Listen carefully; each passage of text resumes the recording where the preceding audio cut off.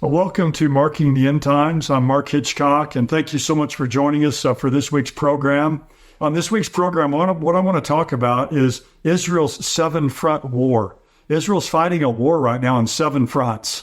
We've heard about, a two-front war that they're afraid there's going to be a third front that's going to open in the north. But actually, Israel right now is fighting a war on seven fronts. There are seven theaters or seven sectors where Israel is fighting. I want to look at that because that's exactly what the Bible tells us the world will be like in the end times, that all the nations are going to come against Israel, that Israel is going to be in the bullseye, it's going to be the vortex, it's going to be the epicenter of everything that's happening on the earth. And that's exactly what we see taking place right now. We see it abroad. We even see it here in our own country with what's happening at the Democratic National Convention with all the protests that are happening there. So we want to talk today about the seven-front war of Israel. Now, when we go to the subscriber-only section today, we started last week with an exposition of the book of Revelation. I'm very excited about that, and I'm grateful for all the good feedback we received from that. But we're going to just go through and just march through the book of Revelation over the next many months. And we'll be doing that a lot during our subscriber section. I will still answer questions on some weeks, so be sure and continue to send those questions in. So some weeks I'll be answering the questions, and at least once or twice a month we'll be continuing to go through the book of Revelation. And we introduced the book last time. We looked at verses 1 to 8, and today we're going to finish chapter 1, looking at verses 9 through 20. That's that vision of the radiant resurrected Christ. So we'll spend some good time there today in that and enjoy our study of the book of Revelation. But I want to get back now to this idea of Israel's seven-front war. Israel's on, there's seven theaters, seven sectors that Israel's fighting. I want to go through these so we can just see really the magnitude of the threat that Israel's facing today. The first one, the first kind of front that Israel's fighting on, everybody knows about, obviously, is against Hamas. As Israel's battling down in Gaza, battling Hamas, that's obviously the main front. And from everything I'm reading right now, everyone is saying that this Gaza deal, a peace deal between Israel and Gaza, is on the edge of collapse. It's on the verge of collapsing. Again, I've said it many times on this program, the two parties that really don't want the peace deal are Israel and Hamas.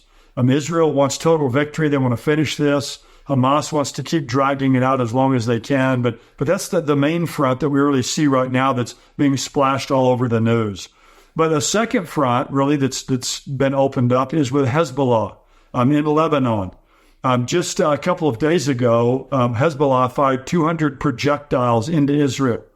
The next day after that, 50 rockets were fired from Hezbollah into the Golan Heights. So people keep talking about a northern war that's going to begin, or a war on this northern front. It's already happening.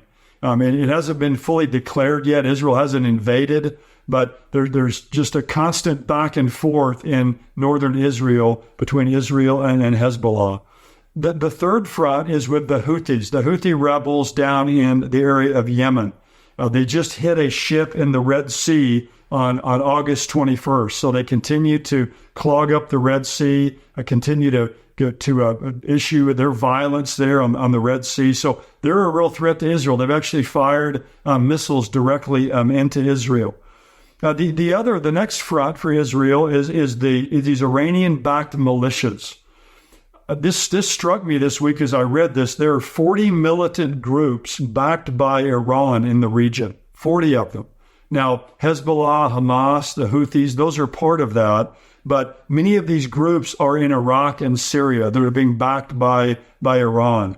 And the ones in Syria are bolstering the regime there of Bashar al-Assad, who's the leader of Syria, who, of course, is backed by Iran and backed by Russia. And really, you can almost add Syria into one of these fronts as well, because Bashar al-Assad hates Israel as an enemy of Israel. He's just not in a place right now really to be able to come against Israel because of the civil war that's taking place there.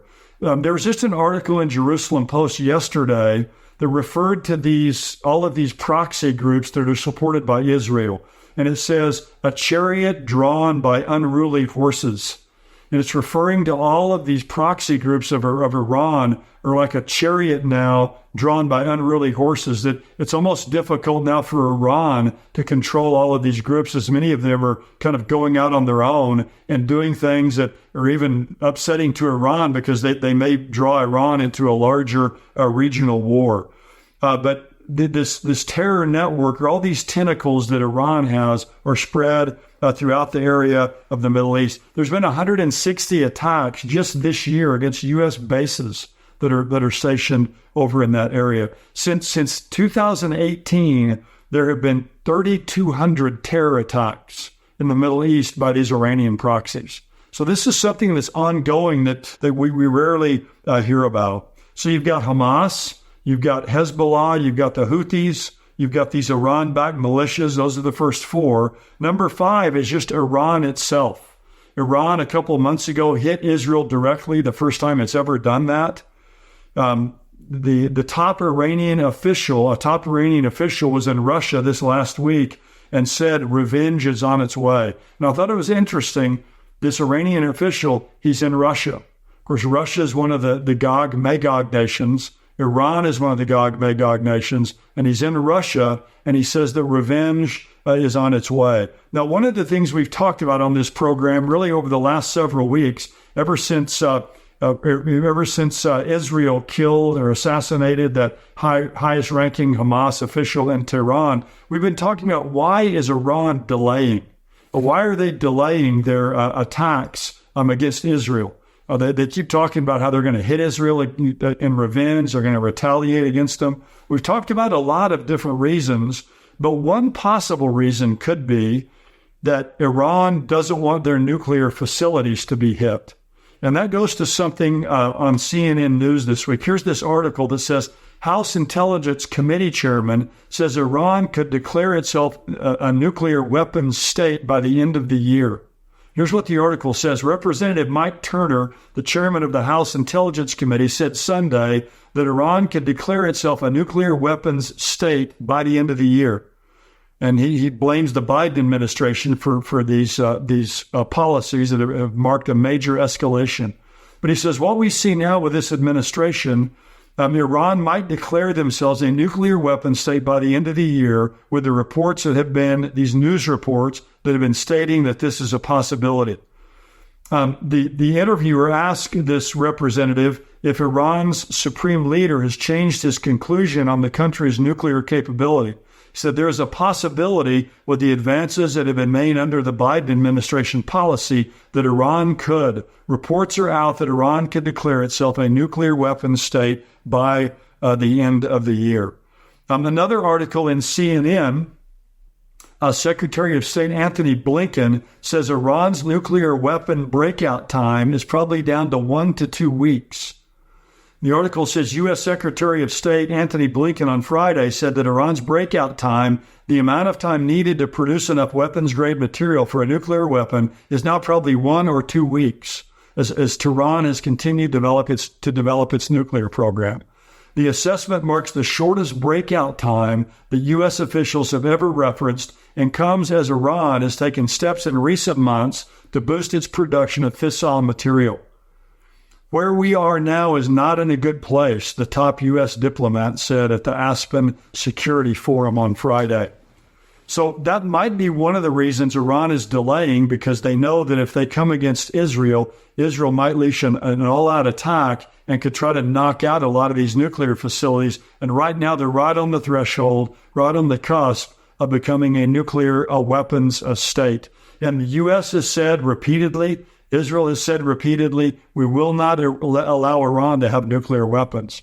And so this could provoke from Israel a preemptive strike to go and hit these nuclear facilities, which again, then would probably spark all-out chaos in that part of the world.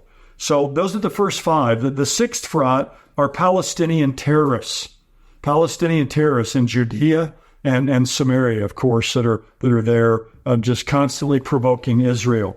Number 7 is the diplomatic battle against Israel by the International Criminal Court.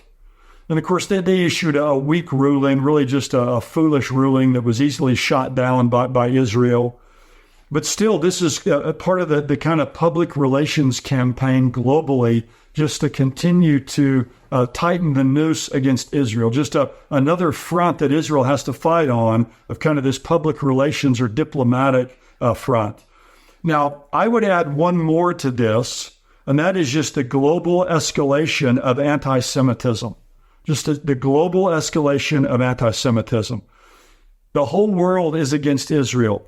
I pointed out a couple of weeks ago in our program that Turkey, the Turkish leader Erdogan, had said that Turkey might invade Israel. And there was just a shocking statement. But this week there's another statement by Turkey. The Turkish ambassador to Iran told Iran that they need to bring the USA and Israel to their knees. Now, this is a statement again from a NATO nation, a NATO ally, that the USA and Iran need to be brought to their knees. It's just this global escalation that we see of anti-Semitism. By the way, again, we pointed this out many times. Turkey is one of the nations in the Gog-Magog invasion, as is Iran, as is Russia. But we just see this global battle, this just surging anti-Semitism, anti-Zionism. At the Democratic National Convention this week, we see just the vicious, vitriolic hatred being expressed against the people of Israel and against the Jewish people. And all of this is satanically controlled and satanically coordinated. And it just reminds us again of what the Bible says in Zechariah chapter 12. The burden of the word of the Lord concerning Israel. I love how God describes himself. Thus declares the Lord, who stretches out the heavens, who lays the foundation of the earth, and forms the spirit of man within him. Behold, I'm going to make Jerusalem a cup that causes reeling to all the peoples around. That's what we see right now. And when the siege is against Jerusalem, it'll be against Judah. And it will come about in that day, I'll make Jerusalem a heavy stone for all the peoples who lift it will be severely injured, and all the nations of the earth will be gathered against it. And of course, I think this ultimately looks to the future tribulation period when all the nations will come against Israel. I think sadly there will be included the United States ultimately, because obviously when the rapture takes place, all the believers will be removed. The Antichrist is going to come on the world scene, and I think America will even turn against Israel. But again, what we see today is Israel at the center. They're at the bullseye. They're at the epicenter of everything that's happening. And that's exactly what we should expect as the end times draw near. That's the scenario the Bible lays out for us. So Israel right now is at war on 7 fronts. And I wouldn't be surprised if some more fronts open up. And obviously this all-out war against Iran could open up, could lead to a regional war, could even lead to a world war. But Israel's at the center of all that tiny nation. We need to continue to pray for the peace of Jerusalem, for the people there, and pray for people all over the Middle East. It's a hopeless situation for so many of them.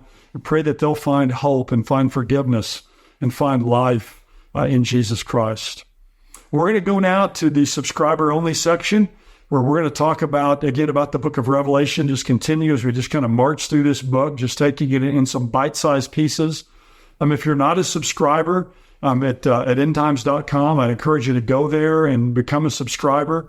All kinds of great information there that you can find that will be of help to you in your spiritual life. It will help you understand what's happening in our world today. It will also give you access to this study that we're doing in the book of Revelation. The book of Revelation, Revelation 1 verse 3, calls it the blessing book. The only book in the Bible that's got this blessing attached to it. Blessed is the one who reads, those who hear, and those who heed the things that are written in this book. So I'm expecting a blessing for myself and for all of us as we make our way through the book of Revelation. We'll go to that study now.